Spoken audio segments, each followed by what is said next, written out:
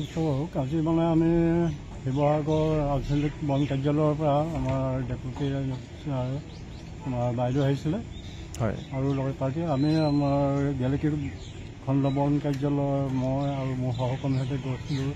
কিছু মাটি গাড়ী ধৰিম বুলিও লাগিছিলোঁ, কিন্তু মাটি গাড়ীবিলাক হেৰি কৰি মই দেখিলোঁ আমি যোৱা গম পাই আছোঁ চব পলাই দিলে, এখনো নাপালোঁ। কিন্তু তেনেকুৱা হেৰি কৰি থকা অৱস্থাতে এখন বালি গাড়ী দেখা পাই আমি ৰখালোঁ। ৰখাই তেওঁলোকৰ কাগজ পত্ৰ বিচাৰিলোঁ, কাগজ পত্ৰ নাই। গতিকে গাড়ীখন আমি মানে কাগজ পত্ৰ নোপোৱাৰ কাৰণে বালি কাগজ পত্ৰ নথি পত্ৰ নোপোৱাৰ কাৰণে আমি গাড়ীখন জব্দ কৰি কাৰ্যালয়লৈ লৈ লওঁ আৰু কাৰ্যালয়ত আমাৰ তেওঁলোকৰ চহী পত্ৰ লৈ বিভাগীয় নীতি নিয়ম মতে আমি এতিয়া গেলেকী আৰক্ষী থানাত গাড়ীখন চম্ভাই দিয়াৰ ব্যৱস্থা কৰিছোঁ। ঠিক আমি দেখা পাইছোঁ যি সময়ত আপোনাৰ মাটি খননক লৈ পেলাই বিভিন্ন ধৰণৰ অভিযোগ উত্থাপন হৈ আহিছে, ঠিক তেনেকৈ আপোনালোকে গেলেকী খণ্ড বন বিভাগে অভিযান চলাই আহিছে, তেনেকুৱা কোনো চক্ৰক কৰায়ত্ব কৰিবলৈ সক্ষম হোৱা নাই নেকি? চাওক, মানে এটা কথা, আমি মাটিৰ কাৰণে আমি যথেষ্ট হেৰি কৰিলোঁ, কাৰণ বিশেষকৈ আমাৰ সময়টো এনেকুৱা হৈছে কিছুমান নাৰ্চাৰীলৈ গুচি যাবগৈলগীয়া হয়। কেতিয়াবা মই থাকোঁ বাৰু অকলে, কিন্তু যাওঁ তাৰ ভিতৰতে আমি এফালেও খেলিলোঁ। আমি যোৱা গম পালে তেওঁলোকে মানে গাড়ীবিলাক ক'ৰবাত লুকুৱাই দিয়ে বা পলাই দিয়ে।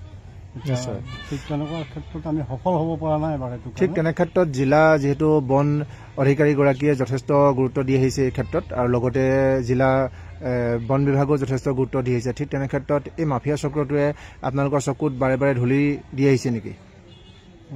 ক'বলৈ গ'লে ঠিক তেনেকুৱা হৈছে, আমাৰ ধূলি দিয়া নহয়, আমাৰ জ্ঞাতে বুলিয়ে মানুহে এতিয়া ক'বলৈ বিচাৰে, কিন্তু আমি একচুৱেলি এইবিলাকত কোনো ধৰণৰ জড়িত নাই।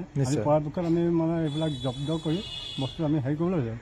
আৰু কোনোবাই কয় তেওঁলোকে আমি ভটা মাটি খান্দিছোঁ, কেতিয়াবা কোনোবাই হেৰি কৰোঁ বা পথাৰত খান্দিছোঁ, আমি তেনেকৈ কয়। আৰু আমি কিন্তু সেইকাৰণে আমি ধৰিবলৈ পৰা নাই। আজি গৈছিলোঁ অনাগত দিনত আচলতে এই মাটি মাফিয়াৰ বিৰুদ্ধে কেনেকুৱা ধৰণৰ ব্যৱস্থা ল'ব? আমি পৰাপক্ষত মানে মাটি খননটো বন্ধ কৰিবলৈ বিচাৰিছোঁ।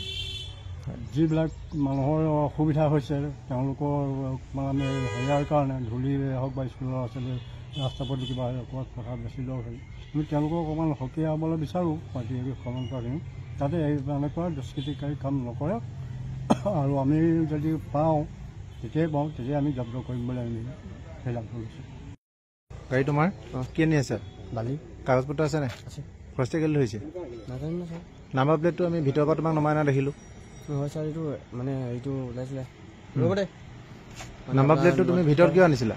এই নটকেইটা আমাৰ লগাব লৈছিলোঁ আজি, তেনেকুৱা এসাজৰ কাৰণে লগাব লৈছিলোঁ। অন্য বস্তুও কিবা নিব পাৰা তেনেকৈতো?